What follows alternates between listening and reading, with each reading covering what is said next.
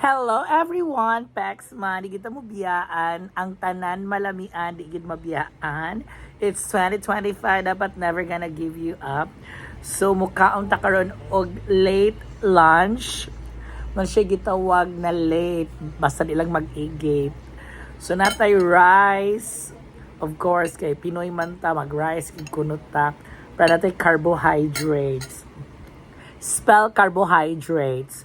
But I don't mind the back portion because the back portion is not part of the vlog because our vlog today is eating. Eating something healthy para wealthy. So don't mind here kay murag natay bugas tri dapitam. Yeah. Nasa na kaya yung sabi ni Bongbong na 20 pesos ang kilo. So let's eat rice, white rice. And then this is otan. Sa mga buotan, we call this one gulay para hindi ka kaagad mamatay. We call this one upo. Yung tinatanong ka ng isang matanda, sabi mo, opo, charot. Yung sumagot ka pala. So ito po ay opo, hindi yung opo na cellphone. Kain tayo.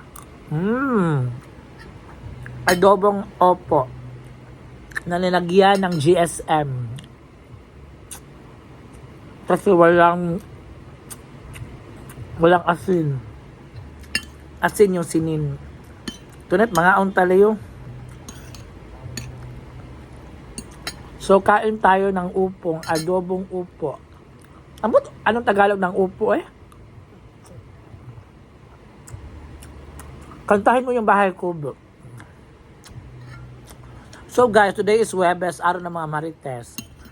So ano yung chika natin ngayong araw na ito? Of course, kakain tayo. Ilalagay ko to sa YouTube ko. Ang sarap. Just a trivia, mahilig ako sa pepper. Yeah, pepper. Yung kulang na lang ng ballpen, charot.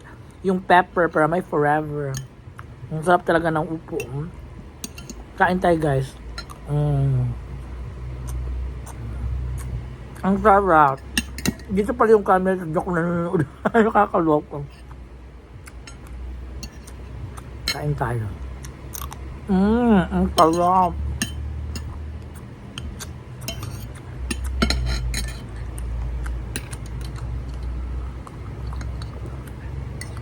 Tapos, buti na namin nakita kong coffee. Bili tayo namin ng coffee. Yung coffee, yung gusto mo siya maging ka-feeling, charot. Ang sarap.